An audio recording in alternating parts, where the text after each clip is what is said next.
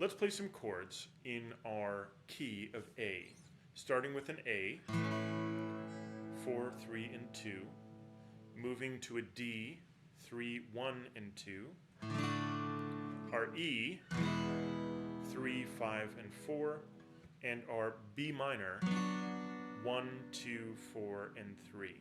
Let's give that a try, starting on the A.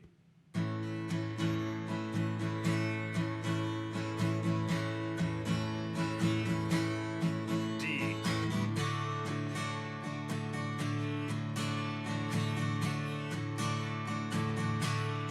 E,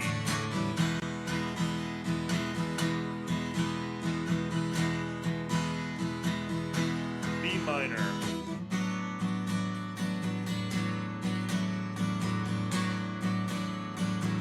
and back to the A. Good job. Well done.